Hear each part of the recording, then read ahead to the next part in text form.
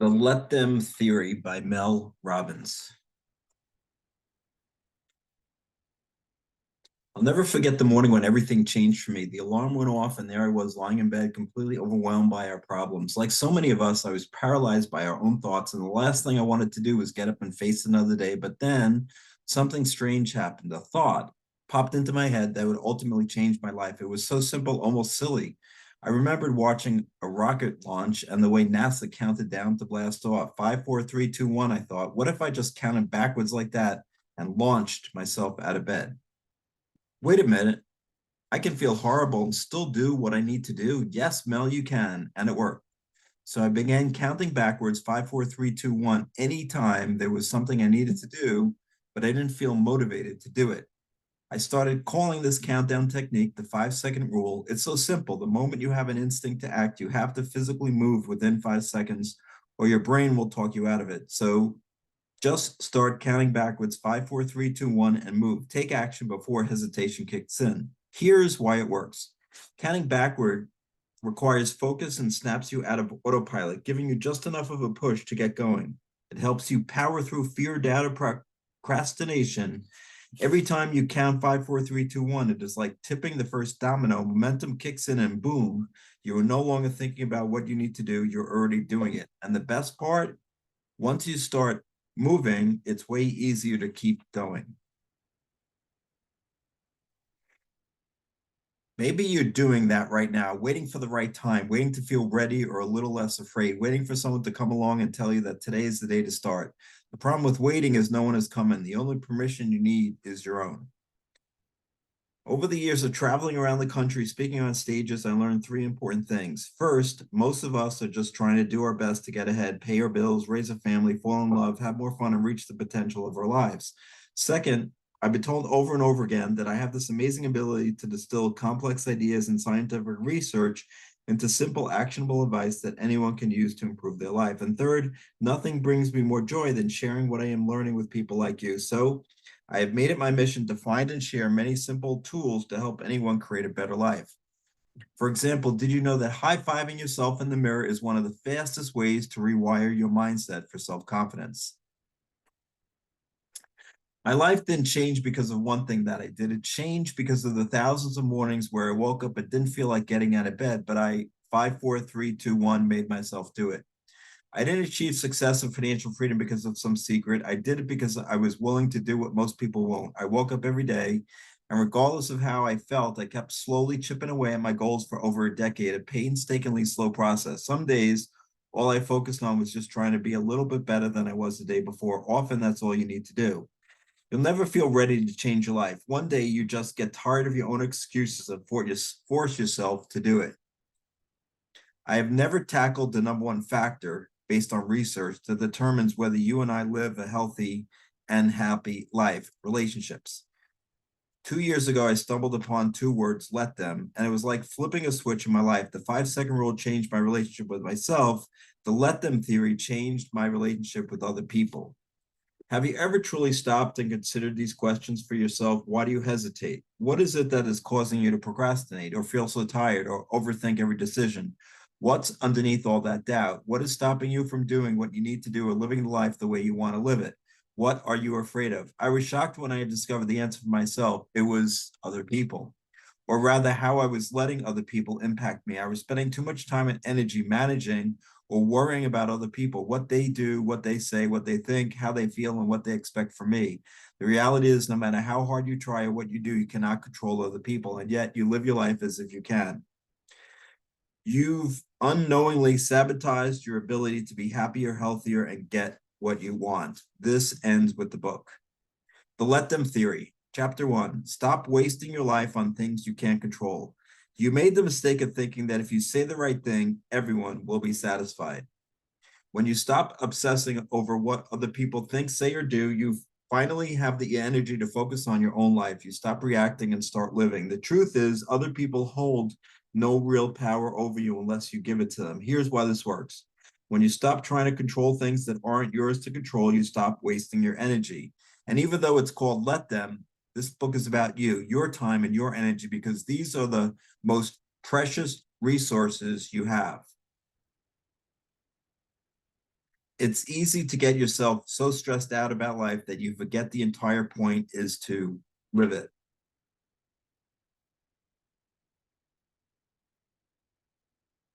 More I said let them, the more I realized that a lot of what I was worried about wasn't worth my time, nor did it deserve my attention. So much time and energy is wasted on forcing other people to match our expectations. And the truth is, if somebody else, a person you're dating, business partner, family member, if they're not showing up how you need them to show up, do not try to force them to change.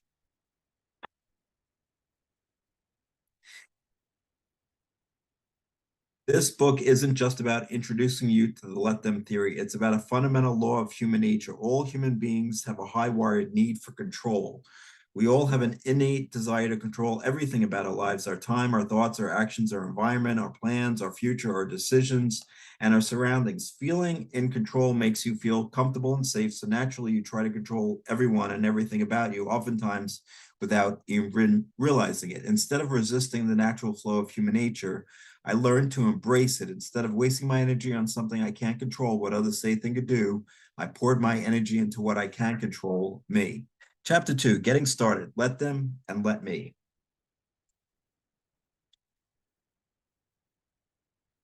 In painful situations, you're going to have to keep saying let them over and over because when something hurts, the hurt doesn't just disappear. The urge to control comes from a very primal place, fear, fear of being excluded, of not being live, of things falling apart if we're not steering the ship.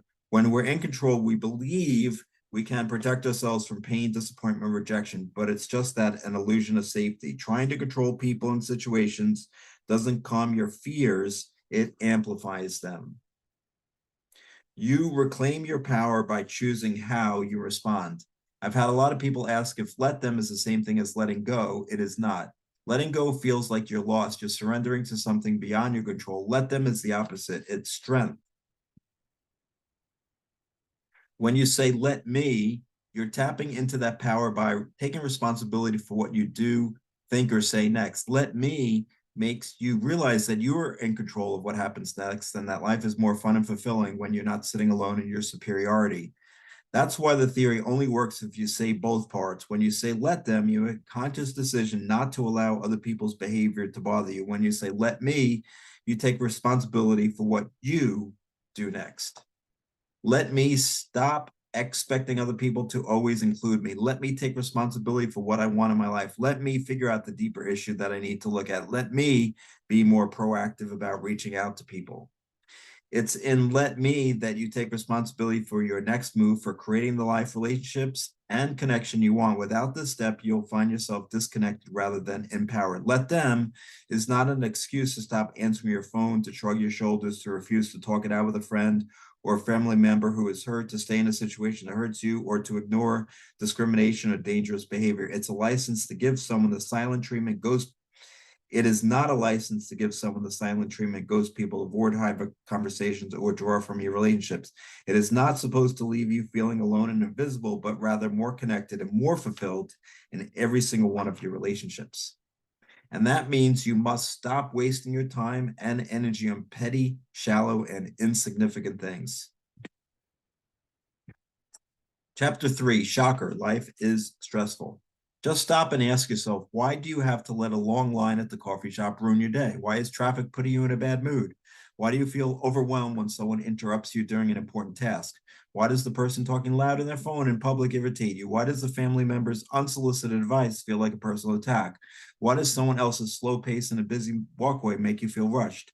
It happens to me too. Just the other day, I went to my favorite garden center to pick up some plants. There, the cashier was moving so slowly. There were only two lanes open and about five people waiting in each. I felt myself starting to get agitated, but I hesitated. I said, let them to myself instead. The effect was immediate. I softened. Did it speed up the cashier? No. It did something better. It protected me from this habit of letting little things become big stressors in my day-to-day life. There's this famous quote about life from a Greek philosopher. It's what happens to you. It's not what happens to you, but how you react to it that matters. According to Dr. Aditi, stress causes you to doubt yourself, procrastinate, burn out, doom scroll, and struggle with comparison. If you're having trouble focusing, feeling happy, and taking care of yourself, the reason is stress. Dr. Aditi told me that when you're stressed, you not only feel like you're in survival mode, but from a neurological standpoint, your brain actually is in survival mode. Your goals, your dreams, your best self, your ability to be patient and not reactive is all goes out right out the window, which is why you must solve this problem and stop allowing other people to create unnecessary stress in your life. The moment you say let them, you are signaling to your brain that it's okay. This isn't worth stressing about. You're telling your amygdala to turn it off. The moment anything happens that stresses you out, say let them. Put yourself in pause. Then say let me and take a breath. Let me take another breath. And as the famous saying goes, your silence can't be misquoted. Let me explain why this matters. If you allow yourself to get completely stressed out, you're giving all your power to other people. Chapter 4, let them stress you out. I like to remind myself of what Professor Margaret Mead said. Never doubt that a small group of thoughtful, committed citizens can change the world. Indeed, it's the only thing that ever has. So let's summarize what you have learned about managing stress. Right now, you allow other people to create unnecessary stress in your life. The let them theory teaches you to protect your energy by not allowing minor irritations to control your life so you can focus on what truly matters. Chapter 5, let them think bad thoughts about you. What change would you make if you weren't worried about being judged? What is something that you are afraid to admit that you want? Every successful speaker does the same 3 things, and until you do these things, you're not really in the speaking game. Here's what they told me to do. 1, build a simple website with photos of you on stage, plus a description of your keynote and the main takeaways. 2, get testimonials from a few event planners of past events you have spoken at and put them on the website. And then most important, 3, start posting about speaking online. Turn your social media into your marketing. Post photos from events, post content related to your speech, post photos with the event planners that hire you. Social media is how people find you. Social media demonstrates that you are a player in this industry, and social media is what will lead people to that one-page website so they book you. I gave other people's opinions more weight and importance than my own ability to get ahead in life. Talk about giving your power away. Whether it's your business, your art, your music, your videos, or posting a photo of you in a bathing suit, if you're centering yourself, it's because you fear other people's opinions. You have 0 control over someone else's opinion of you. You are so afraid of judgment, you don't take any risks at all. Isn't it that what you are afraid of, that you'll be judged? The let them theory will help you be more courageous. You can't control what someone else thinks, so there's no reason why you should be afraid of it or allow it to stop you anymore. Here's a truth. You are so much stronger than anyone's opinions about you. Stop giving your power to other people and step into your potential. Don't be the person who bends over backward to make everyone happy. Chapter 6, how to love difficult people. Let them have their opinions and focus on how you are going to respond. The only person you can change is you. So let's summarize what you've learned about fearing other people's opinions. You currently allow your fear of other people's opinions to control you. The let them theory teaches you how to stop giving other people's opinions power over your life, and it empowers you to live your life in a way that makes you proud of yourself. Problem, you're giving other people's opinions too much power. Truth, people will have negative opinions about you no matter what you do. It will happen. Let them. You can't control it. Solution, when you let them think what they want, it gives you the freedom to do what you want. When you align your thoughts and actions with your values, you will be proud of yourself. Chapter 7, when grown-ups throw tantrums. The reality is adults are as emotional as children, and it is not your responsibility to manage someone else's reactions. As long as you let other people's emotional immaturity dictate your choices, you'll always come last in your own life. Here's what's beautiful about the let them theory. It doesn't make you more judgmental, it makes you more compassionate. Instead of getting frustrated, you begin to understand that most people simply don't have the tools to handle their emotions maturely. Dr. Damore told me that is why so many people live with anxiety, depression, addiction, or chronic pain, because they have avoided all the emotions over the years that then built up inside of them without any outlet. I'm going to say it again. It's your responsibility to help a child create space to process their own range of emotions, but it is not your responsibility to manage another adult's emotional reactions. And that's exactly what the person giving you the silent treatment wants. They want your attention, just like a child pouting off in a corner wants the parent to come over and soothe them. An adult that gives you the silent treatment wants you to ask, are you okay? And can I do something? And what did I do wrong? When someone gives you the silent treatment, it all stems from their inability to understand their emotions or past demons. Here's how you use the let them theory to process your own emotions in a healthy way. When you feel your emotions rising up, let them. Allow the anger, the frustration, the hurt, the disappointment, the sadness, the grief, the tears, and the feelings of failure come up. Let them. And then let me, not react. Don't reach for your phone. Don't turn on the TV. Don't make a drink. Don't open the fridge. And for crying out loud, don't text anyone. Just notice the feelings and let them rise up. The reason why you must learn how to let them rise is that once they do, they also fall. Chapter 8, the right decision often feels wrong. There will be many times in your life when people are going to be mad, disappointed, or heartbroken by the things you say or do. They are just will be. You have to be able to separate yourself from your emotions and the emotional reactions of others when you're determining the right decision to make. Dr. Damour's framing that negative emotions are a mentally healthy response to life's upsets. Let me is the part where you remind yourself that this too shall pass. You are stronger than anyone else's emotional reaction. Chapter 9, yes, life isn't fair. So let's talk about something that every person on this planet struggles with, allowing other people's success to paralyze you. Mindlessly scrolling on social media or feeling inferior to someone else makes you feel stuck, hopeless, and perpetually behind. You are torturing yourself for no reason. Any world-class card player will tell you it's not about the hand you've been dealt, it's about how you play the hand. Winning the game of life requires you to focus on the cards you have and choosing what to do with them. So ask yourself, what are you doing when you compare? Are you torturing yourself, or is it teaching you something important? Upward comparison is this tendency to measure yourself against people and the attributes that you think are better than yours. Research shows it destroys your self-esteem. You rarely engage in downward comparison, which is looking around and seeing how much better off you are than the majority of people in the world. Chapter 10, how to make comparison your teacher. And here's how you know the comparison is good. You're looking at aspects of someone else's life success that you could create for yourself. The fact is 95% of the things that you want in life are things that you can create if you're willing to work hard, be consistent and disciplined and patient. Very little about your life is fixed in stone. No one else's wins are your losses. For every business is a formula. So I gave her a simple list of things she could do. Start posting every day. Create videos explaining your projects. Post before and after photos. Hire an intern that creates a library of short videos for you. Take a free online course. Learn more about social media platforms and pick one to focus on. Just like in the example I gave earlier from when I wanted to build my speaking business years ago, the steps you need to take are always very simple. The problem is not doing them. If you are jealous right now about someone else's success, good. I'm happy for you. Jealousy is an invitation from your future self.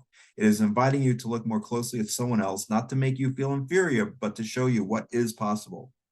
When you see comparison as a teacher, you realize other people aren't taking anything from you. They are giving something to you. In life, if you're not motivated to do something, it's going to take something painful to force you to change.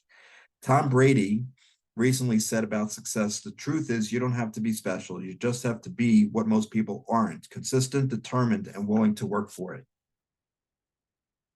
The truth is your life is your responsibility. If you want financial success, it is your responsibility to create it. The most fulfilling friendships, the most beautiful love stories, and the most incredible bonds with family members are waiting for you if you learn to accept people for who they are and stop trying to force a relationship to be something it is not. The more you release your expectations, control, and the need to fix others, the more your relationships will flourish. Chapter 11, the truth no one told you about adult friendship. There are 3 factors that I believe make great friendships possible: proximity, timing, and energy. The first pillar of friendship is proximity. Proximity means how often you are physically near them.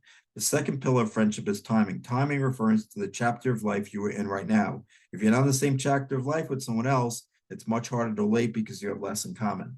The third pillar of friendship is energy. You either click with some people or you don't. You can't explain it, and neither can they, but you have to trust it.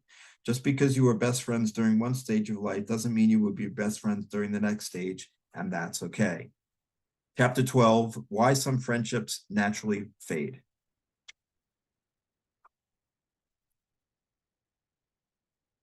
Let them will help you be flexible, be compassionate, allow people to come and go. Let me will remind you to stop sitting around expecting invitations or assuming ill intent. Chapter 13, how to create the best friendships of your life. The warmth you offer others always finds its way back to you. Creating friendship really is all about the let me part. And here are some simple things I did to make myself go first. 1, compliment people everywhere you go. 2, be curious. 3, smile and say hello to anyone and everyone you pass or meet. 4, do this without expectation. Creating community anywhere. Go first and you'll find them. And if you really want to accelerate your ability to meet people that you're going to click with, try these things that my husband and I did. 1, look for events and group classes that interest you. 2, when you click with someone, take it out of the class. 3, as you meet more people, look for events that are interesting and reach out to the people you've been hanging out with to see if anyone wants to go as a group. Remember, friends are going to come and go in your life. Stop expecting the invitation. Stop gripping so tightly when things start to shift. So let's summarize how to master adult friendship. You have been approaching adult friendship the same way you did as a kid. You just expected it to happen. The let them theory empowers you to stop expecting friendship to happen and to take responsibility for creating it. 1, the problem, the great scattering happened and you didn't realize it. You have been approaching friendship the wrong way ever since. 2, truth. There are 3 pillars to adult friendship: proximity, timing, and energy. It's your responsibility to understand these 3 pillars and adopt a flexible mentality and proactive approach to your friendships.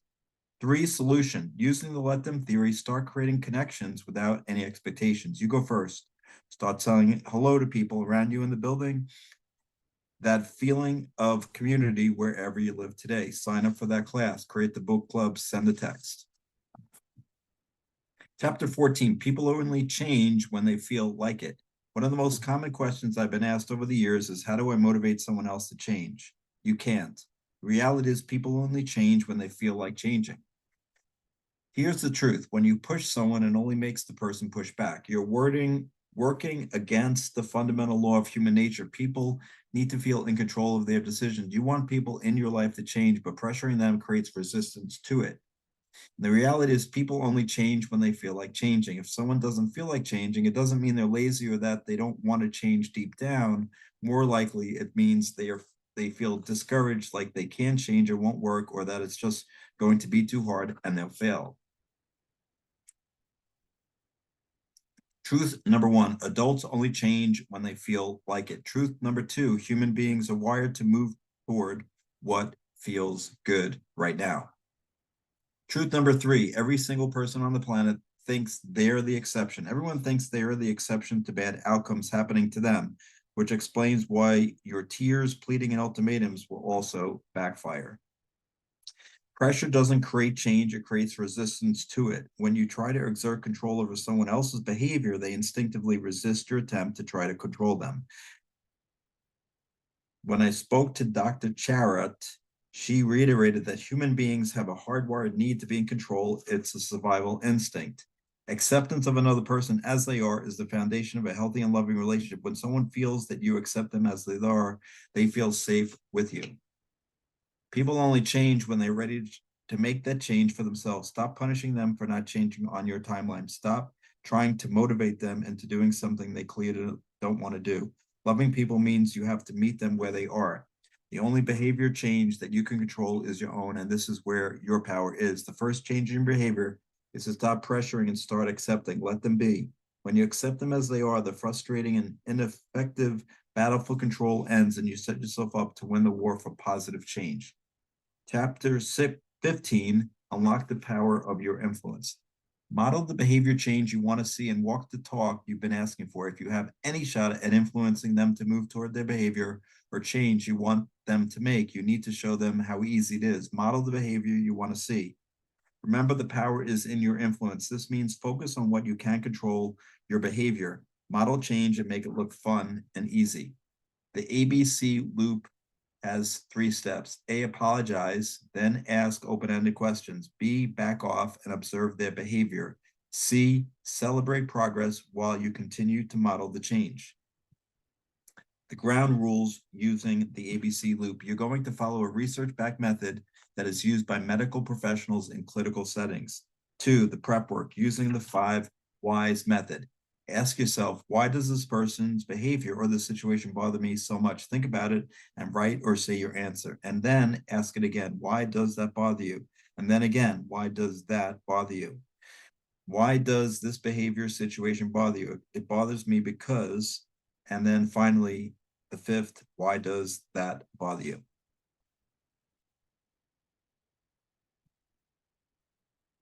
Here are some follow-up questions that Dr. K recommended for just about any topic. How do you feel about that? So it sounds like you've gotten used to it. I mean, you're saying you're comfortable. It almost feels a little bit more to me like resignation. Do you feel like it's going to take too much work to change? What feels hard about it? It must be incredibly frustrating to have me nagging you all the time, expecting more of you. Can you tell me a little bit about how long you felt this way? So I hear you're saying that you don't need me to do anything. Have you thought about what you might want to do about this?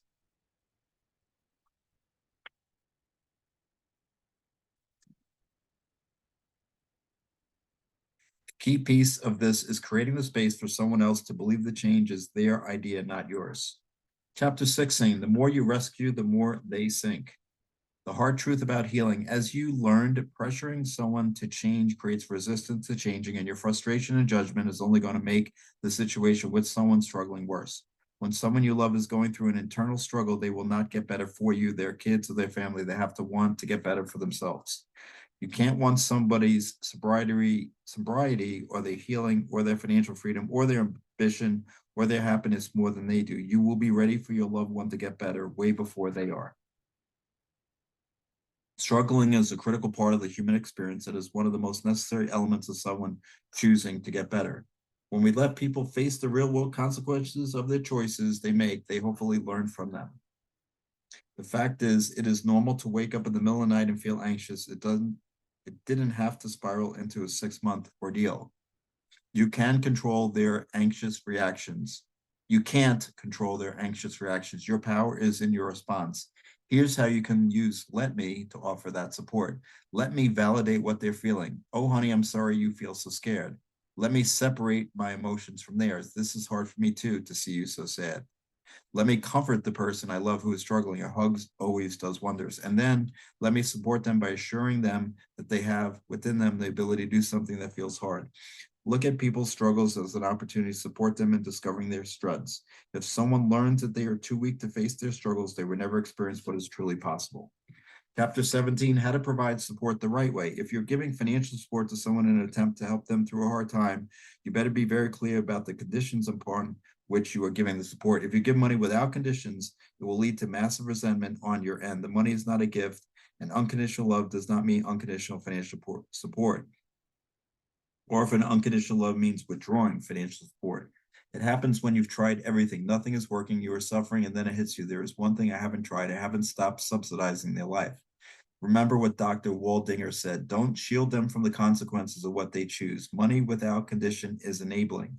But providing money with specific conditions is support, and it can look like this. You can live here if you're sober. I'll pay for therapy as long as you and your therapist agree to a monthly check in with me. Let them struggle, let them violate the terms of your support, and then let me cut them off financially. Very few people are willing to do this because it feels cruel. That's why throwing money at a situation is so common, but removing your financial support is the only thing that will work. And if you're reading this and your parents are paying for your therapy or your rent or your education or your phone bill or any aspect of your life, I have news for you. They get to vote on how you're living your life. You don't get to have someone else fund your life and then have an attitude when they have an opinion about how you're using their money. Having your parents pay for your therapy and then refusing to let them talk to your therapist is a form of gaslighting. If you are sick of your parents' opinions about what you should be doing, then start paying your own bills. If you want independence, prove it and start being financially independent for real. And let's be honest, the real reason why your parents' opinions frustrate you so much is because you need their money and you know it. You're not mad at them, you're mad at yourself for not being financially independent. The first step to changing your life is taking responsibility for the fact that your life isn't working. That's why you need to let the people you love face reality, not help them run from it. And yourself, how can I create an environment that makes change and getting better easier? When you're struggling, you don't want to burden anyone else because you already feel like a burden. Believe in their ability to heal and create an environment where change is possible. Chapter 18, let them show you who they are. Even the best relationships can become more meaningful, and your connection to someone can always go deeper. If you're single, your love story is far from over. The love of your life is not in your past. They're waiting for you in the future, and everything that has happened and every relationship you've been on has prepared you for what is about to happen next. You are supposed to be yourself and trust that if you show up as your full self, the person that is looking to be with someone as awesome as you can actually find you. Finding love is more about saying no than it is about saying yes. When you have high standards for yourself and the kind of relationship you want, dating becomes a process of elimination. Dating helps you learn more about yourself and what you want and don't want. One of the most important lessons is learning what kind of behavior you will not accept and what kind of person you truly want to be in a relationship with.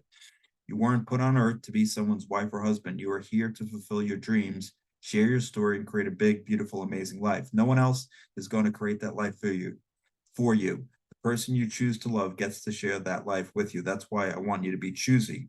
When you're dating, have fun and meet a ton of people, but never forget the bigger picture that you're looking for someone who's capable of helping you become your best self and co-creating a beautiful life together. You get to choose who and how you love too. You get to choose who is worth your time and energy.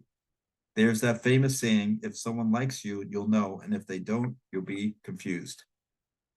Remember, you will find the right relationship by saying no to the wrong ones. The faster you say no, the faster you will be saying yes to the love of your life. One of the most important sides of a healthy relationship is that it is mutual effort, mutual respect, mutual feelings, mutual attraction, mutual interest.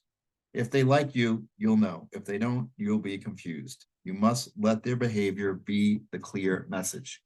Chapter 19, how do you take your relationship to the next level? Never feel bad about asking for what you deserve.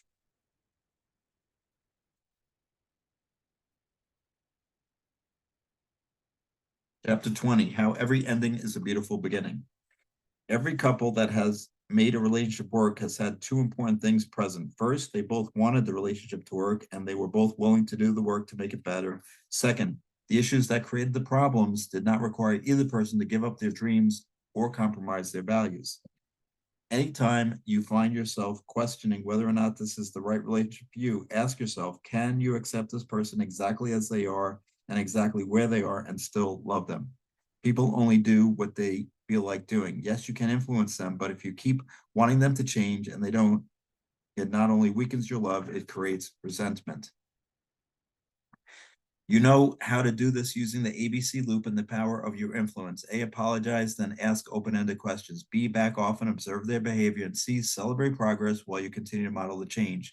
When you use let me to influence someone else, do it with the hope that they change because you love them and want something better for them and you want the relationship to work. And this matters to you, but you don't ever do it with the expectation that they must change. Loving someone as they are goes beyond ending your bitching.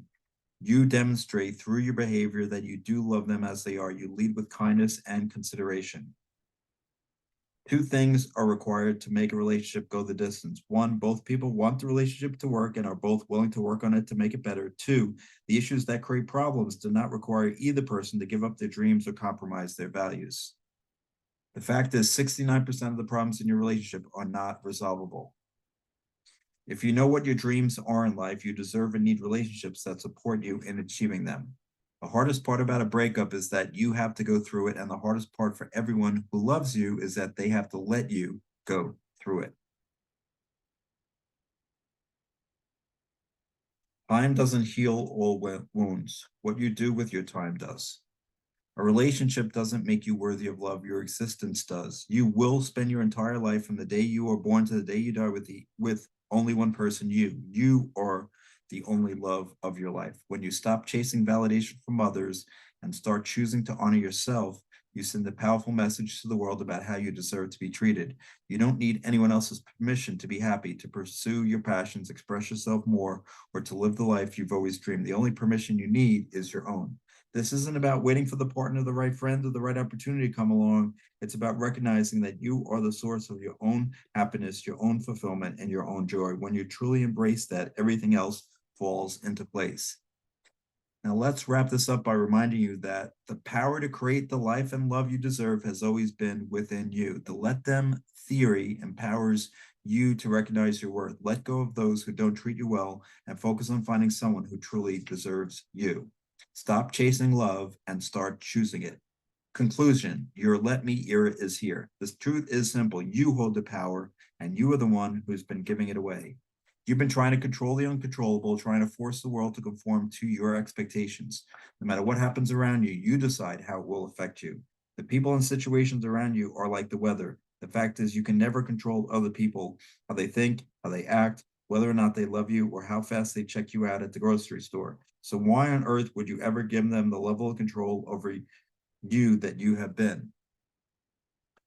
Why would you ever entrust something as precious as your confidence, your peace of mind, your happiness, and your dreams to the whims and moods of the people around you? Ask yourself, and I mean really ask yourself, if all the energy and time you spent resisting reality, wanting lines to move faster, wanting people to text you back, wanting your boss to recognize your worth, wanting more friends, wanting people to like you, wanting your family to support your career change, if all those thoughts, feelings, and precious moments in your day were put towards something that truly mattered to you, where would you be? Who would you be? What would you have achieved? That is the cost of not using let them. There is no difference between you and the people you see achieving extraordinary things. They aren't special. But there's one thing for sure they figured out. They don't let the world around them derail their dreams. Stop letting the fear of what people think paralyze you. It's time to go after your dreams boldly, relentlessly, and unapologetically.